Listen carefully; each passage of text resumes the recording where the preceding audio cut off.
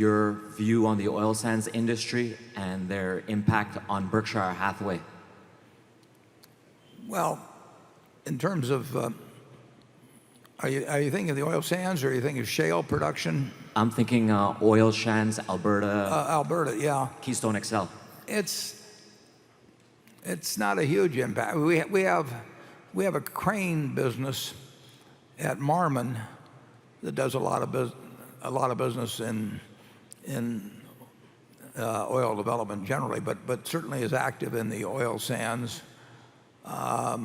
We will not soon have a transmission operation that will cover 85% of Alberta.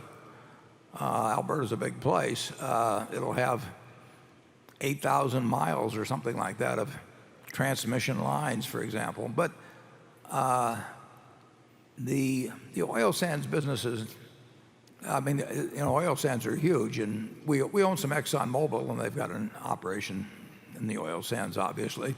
One thing you might find kind of interesting, we are moving 700,000 barrels a day of crude oil on our railroad. We've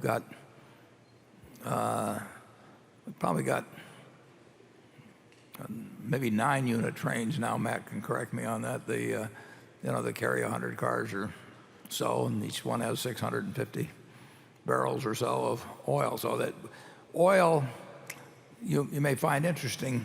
Not only is there a significant advantage in terms of the flexibility of where you take it, so that spreads are different in different places, and you can move it to refineries that you might otherwise have trouble moving to. Rail's flexible that way, but rail actually, mentally you think of oil gushing through pipelines, but rail is probably, I would say, close to twice as fast in moving oil as our pipelines. But we recently bought a company from Phillips 66. We got it in exchange for our Phillips stock.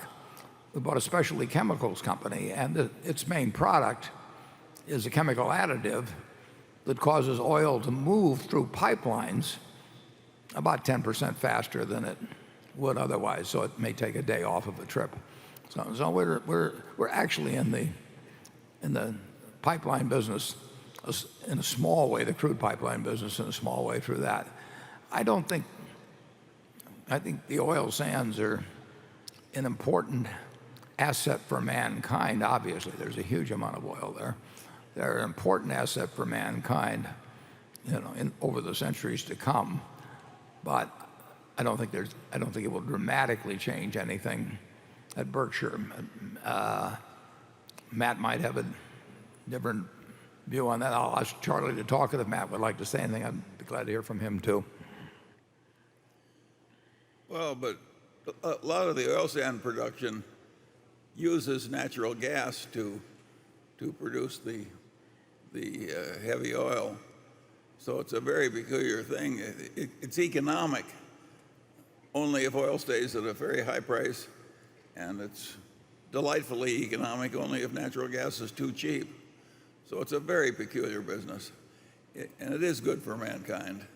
But whether it's a great investment or not, I haven't the faintest idea. Matt, do you have anything to add on the crude situation there? Okay.